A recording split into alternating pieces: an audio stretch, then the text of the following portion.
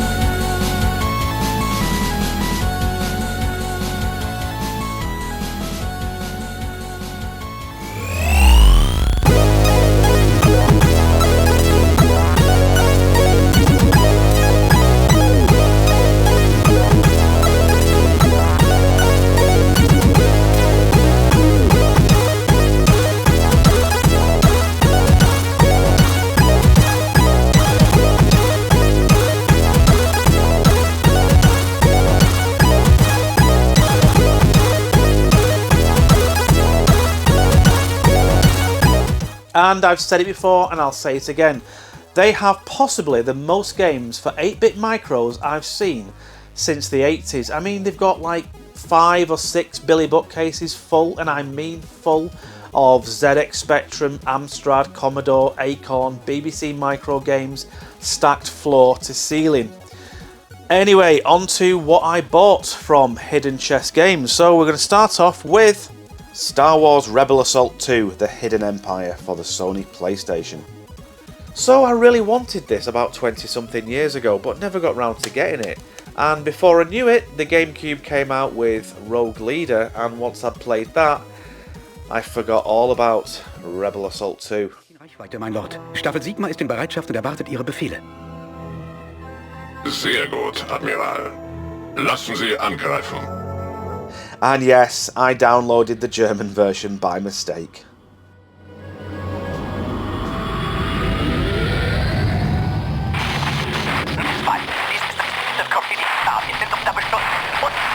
Ich kann nichts verstehen, Commander.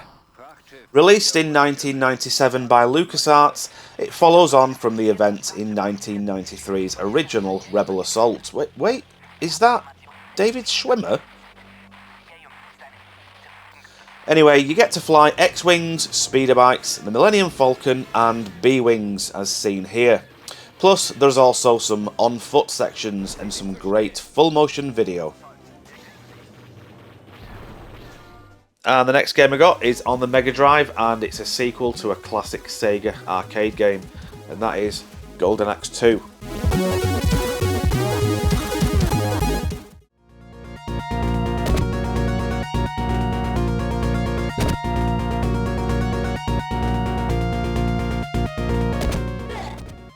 Golden Axe 2 was released exclusively for the Mega Drive/Genesis in 1991 and follows the same trio of characters from the first game as they battle to save the land from the evil clutches of new villain Lord Dark Guld.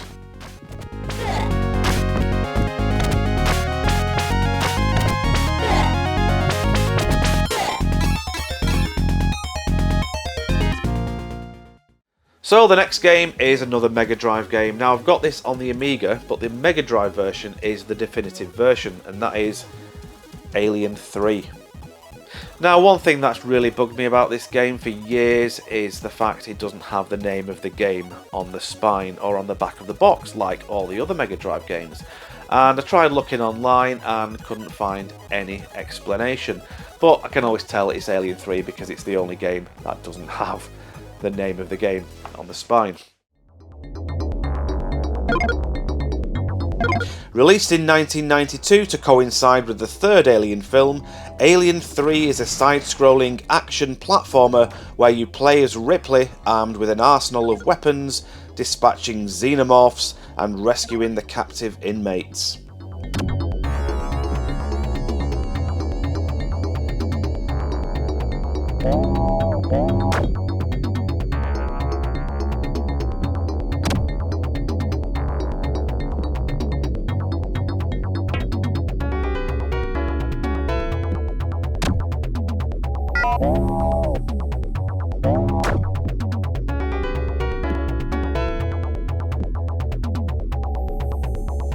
Now onto the 6 Amstrad games I got, and the first one, two of my friends always rave about this game because they used to play this back in the day on the Commodore 64. I've never played it until now, and that is Cockatony Wilf on the Encore budget label, or Coco Tony Wilf, I'm not sure how you pronounce it.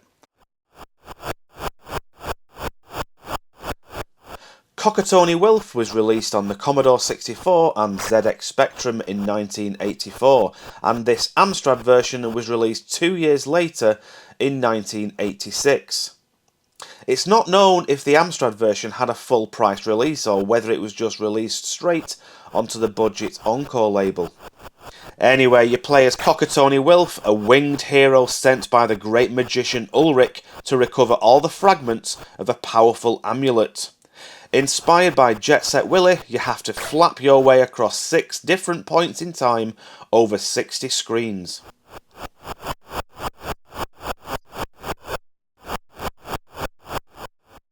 Now the next 5 are all Amsoft games, and much like the Hit Squad, are quite desirable because of their coloured spines. Now I'm not sure how many games are released on the Amsoft label.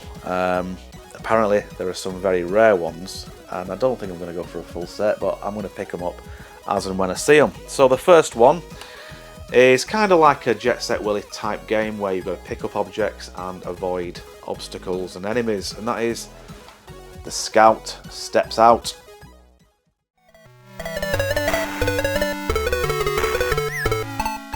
The Scout Steps Out is a 2D platformer that has you performing various tasks, such as collecting the missing shields, cleaning windows, and gathering mushrooms, but remember to keep your lives topped up by eating cornflakes from the massive cereal bowl on the start screen.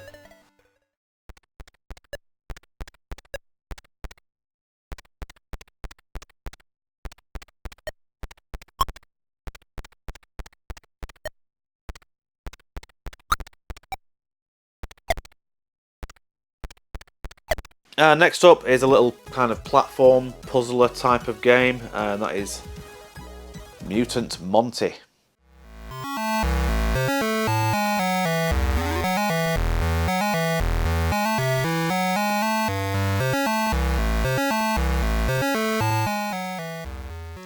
In Mutant Monty, you have to make your way through 40 rooms, collecting gold nuggets along the way, and rescue the damsel in distress. Now this was more fun than I first thought, as there's a kind of puzzle element to it, so you have to work out the best route to collect the gold and avoid the aliens in order to get to the exit.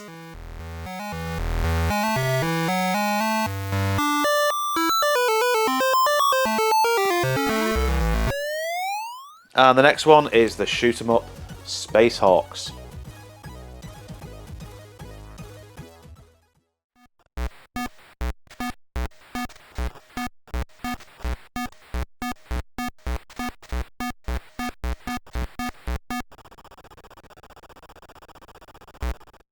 Space Hawks is simply a Phoenix or Galaxian clone. Shoot the alien nasties, avoid their debris, rinse and repeat. And as for the title music, well, I don't think Disney would let this slide if the game was made today.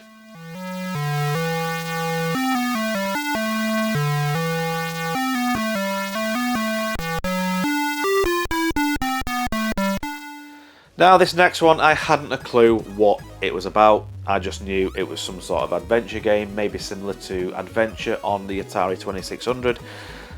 But no, it turns out it's a text adventure, and that is Classic Adventure.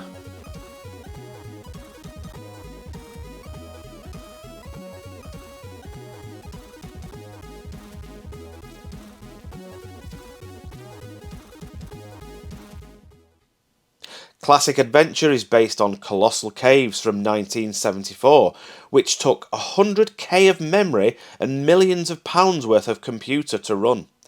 Luckily for me though, it just cost £4. I really don't like text adventures.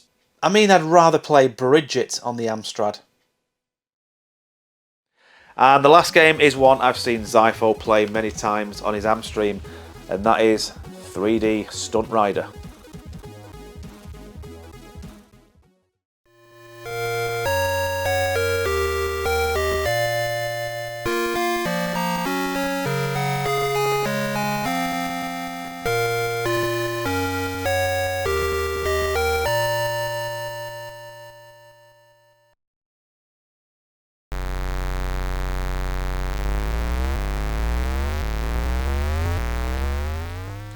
So the object of 3D Stunt Rider is to jump over a set number of double-decker buses and land safely.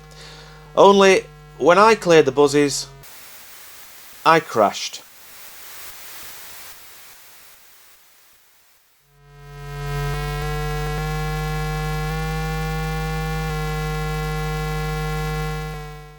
And then I crashed again.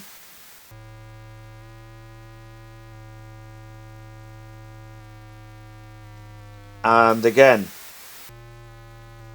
And again. And, well, you get the picture.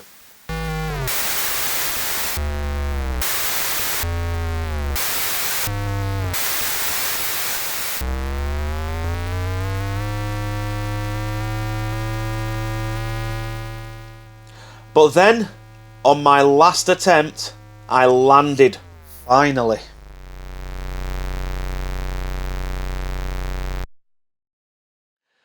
So that was Hidden Chest Gaming, well worth a visit if you're in the Dudley Brierley Hill area, and join me next time when I visit another retro game shop just 3 minutes up the road from Hidden Chest, and that is Old School Gaming. And let me tell you, I got some pretty heavy hitters there, including a game on that list from the Leeds video game market. Anyway, thanks for watching, and I'll see you on the next one. Take care, bye! We'll be right back.